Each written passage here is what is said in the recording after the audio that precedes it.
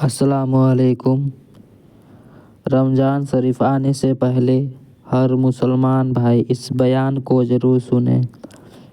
रमज़ान शरीफ में अल्लाह पाक ने हमारे लिए क्या हुक्म दिया है, हम रोज़े किस तरह से रखें, हम लोगों को कौन कौन सी चीज़ को ध्यान देना चाहिए, आइए हम लोग इस बयान को सुनते हैं। सूरह बकरा अल्लाह तबारक व तआला ने इरशाद फरमाया, या अय्युहल्लज़ीना आमनू कुतिबा अलैकुमुस्सियाम, ऐ ईमान वालो तुम पर रोज़े फ़र्ज़ किए गए, कमा कुतिबा अलल्लज़ीना मिन क़ब्लिकुम, उसी तरह जिस तरह तुमसे पहले लोगों पर फ़र्ज़ किए गए थे, लअल्लकुम तत्तकून, ताकि तुम परहेज़गार हो जाओ, मुत्तकी हो जाओ, अल्लाह से डरने वाले बन जाओ, गुनाहों से बचने वाले बन जाओ, अपनी ज़िंदगी को रब रसूल के अहकामात की रोशनी में गुजारने वाले बन जाओ। रोज़ा एक प्रैक्टिस है, एक मुजाहिदा है, एक जद्दोजहद है। जद्दोजहद किस चीज़ की? अल्लाह की रज़ा के मुताबिक अपने आप को ढालने की जद्दोजहद। सौम का लुग़वी माना होता है रुक जाना। हलाल रिज़्क सामने पड़ा है, हलाल मशरूब सामने पड़ा है, हलाल रिश्ता बीवी का मौजूद है, लेकिन इन सब चीज़ों से हालत रोज़ा में रुकना, अल्लाह की रज़ा के लिए रुकना, इसका नाम रोज़ा है। सौम का माना रुकने के हैं, परहेज़ करने के हैं, बचने के हैं। हर चीज़ मौजूद है लेकिन अल्लाह का हुक्म नहीं है तो लिहाजा खा नहीं सकते। तो रब फरमाते जब जायज़ चीज़ें तू मेरी मर्ज़ी के बगैर मेरे हुक्म के नहीं खा सकता, तूने रुकना है तो हराम कैसे खा लेता है? जब जायज़ चीज़ के लिए तुझे हुक्म है, मैं कहूँ तो खाएगा, मैं कहूँ तो नहीं खाएगा, मैंने हुक्म दे दिया, जायज़ है, रोटी है, खाना है, गोश्त है, तेरी फ्रिज में पड़ा सारा कुछ, तू बाइख्तियार है, मुंह में दांत भी हैं, हजम करने को हाजमा भी है, भूख की शिद्दत भी है, पर मेरी इजाज़त के बगैर तू खा सकता? रोज़ा रख लिया, अब तुझे हुक्म नहीं कि तू खाए। जब जायज़ चीज़ मेरी मर्जी के बगैर नहीं खा सकता तो नाजायज़ कैसे खाएगा?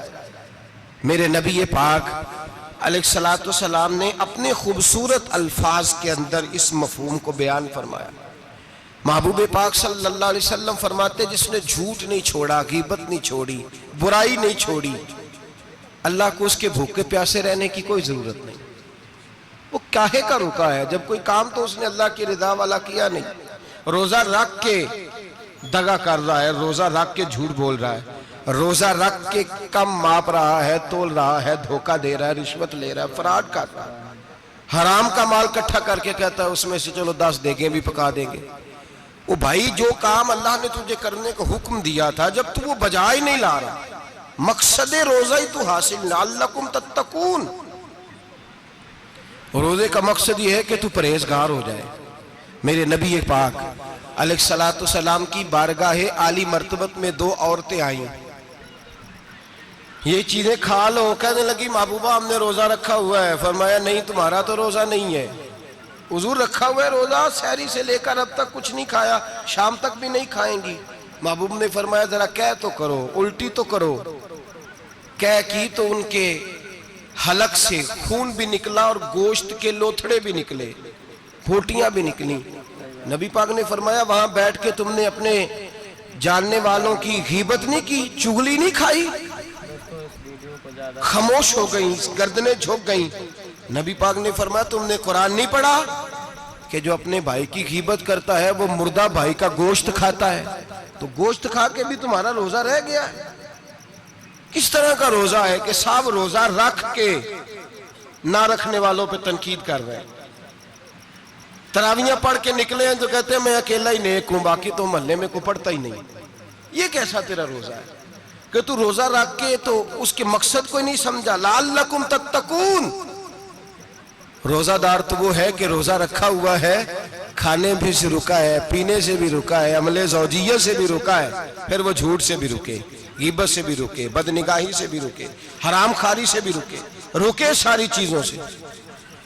ये बतलाइए कि रोजे की हालत में अपनी बीवी के पास जाना मना है तो गैर महरम को देखना जायज है?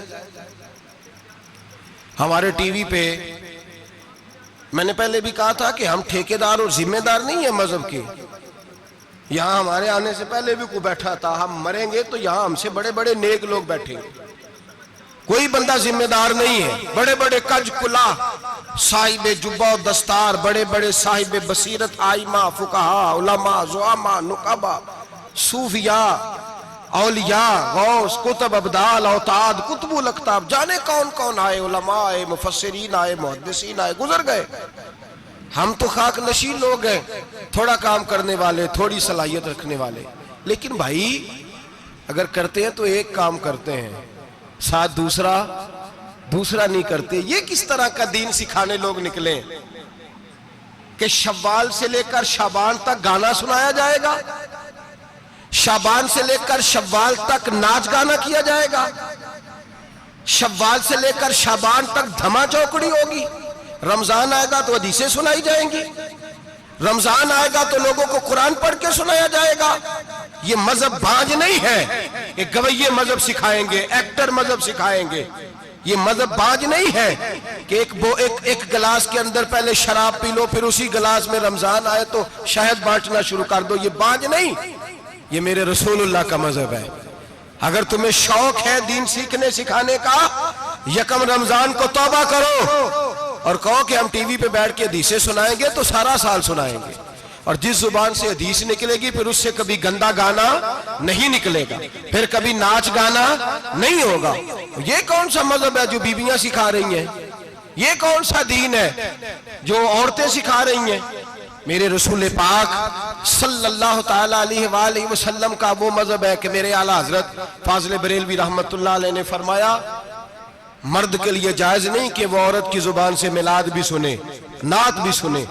مرد کے لیے جائز نہیں، مرد کو مرد سکھائے گا، عورت سکھائے گی تو عورتوں کو سکھائے گی. بے شک آپ سویرے فتویٰ دیجئے کہ چھوٹی سی مسجد میں بیٹھ کے، چھوٹے سے کونے میں بیٹھ کے چھوٹا سا مولوی، اور وہاں تو اتنے بڑے مفتی ٹی وی پہ بیٹھے ہوئے، وہ غلط ہے تو صحیح ہے کیسے ہو گئے؟ سنو، میرے نبی پاک علیہ السلام کے مذہب کا حسن یہ ہے کہ اسلام کہتا ہے ایک نظر بی بی کو دیکھا کسی نے غلطی سے تو معافی ہو جائے گی، دوسری نظر شہوت سے دیکھا تو حرام ہے اس کے لیے.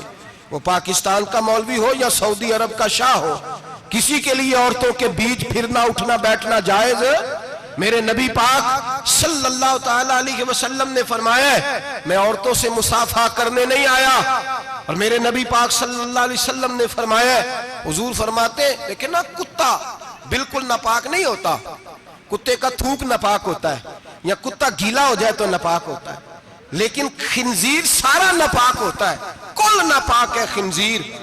نبی پاک نے فرمایا خنزیر بھی ہو اور گند میں لتھڑا ہوا بھی ہو، پیشاب میں لتھڑا ہوا ہو، گوبر میں لتھڑا ہوا ہو، پخانے اور فضلے میں لتھڑا ہوا خنزیر ہو، اس کا جسم تیرے ساتھ ٹکرا جائے تو اتنا برا نہیں جتنا غیر محرم عورت کا وجود تیرے ساتھ ٹکرا جائے تو برا ہے. اس حد تک میرے نبی پاک صلی اللہ اور گنبد کے معاملے میں فتویٰ دینے والے، یا رسول اللہ کہنے پر کفر کا فتویٰ دینے والے اور بڑی بڑی باتیں کرنے والے خاموش کیوں ہو گئے؟ یا ایھا الذین آمنوا لا تتخذوا اليہود والنصارى اولیاء. رب فرماتا ہے یہودیوں اور عیسائیوں کو دوست نہ بناؤ، یہ تمہارے دوست ہو سکتے، یہ تمہارے سجن ہو سکتے. جب عرش کا مالک کہہ رہا ہے سجن نہیں ہو سکتے تو دوستی کی بات کیسے بڑھا رہا ہے؟ یا رسول اللہ ہمارے سجن کون ہو سکتے ہیں؟ فرمایا تمہارا دوست وہ ہو سکتا ہے جو محمد عربی کا غلامی کرنے والا ہو، جو رسول اللہ کی نوکری کرنا ہو دوست ہوگا. دوسرا دوست ہو سکتا؟ کوئی ایکٹر مذہب نہیں سکھائے گا، کوئی گویہ مذہب نہیں سکھائے گا. حضرت جناب سیدنا جنید بغدادی، بغداد کے پیر سے کسی نے پوچھا تھا آج سے 1100-1200 سال پہلے، وہ تو زمانہ ویسے نیکی اور پرہیزگاری کا تھا، کہا بابا جی مرد اور عورت نیک ہو، بغیر پردے کے، بغیر حجاب کے، بغیر دیوار کے بیٹھ کر ایک دوسرے کو دین سکھا سکتے؟ حضرت صاحب بتائیے، مرد اور عورت نیک ہو تو بغیر پردے اور حجاب کے ایک دوسرے کو دین سکھا سکتے ہیں؟ تو حضرت جنید بغدادی فرمانے لگے سکھانے والا حسن بصری ہو اور سیکھنے والی رابعہ بصری ہو تو پھر بھی بغیر پردے کے بیٹھنے کی اجازت نہیں. تو مفتی صاحب کو اجازت کس نے دی؟ مولانا صاحب کو اجازت کس نے دی؟ بڑا وہ نہیں ہوتا جو ٹی وی پہ زیادہ آتا ہے، بڑا وہ ہوتا ہے جو رسول اللہ کے دین پہ عمل زیادہ کرتا ہے. حضرت عبداللہ ابن مسعود رضی اللہ تعالیٰ عنہ فرماتے ہیں زیادہ باتیں کرنے والا عالم نہیں ہوتا. حضور پھر عالم کون ہوتا ہے؟ فرمایا پڑھو قرآن. انما یخشی اللہ من عبادہ العلماء. فرمایا بڑا عالم وہ ہوتا ہے جو اللہ سے زیادہ ڈرتا ہے. اس لیے کہ رب فرماتا ہے میرے بندوں میں سے جو عالم وہ ہیں جو اللہ سے زیادہ ڈرتے ہیں، خوف رکھتے ہیں. تو میرے بھائی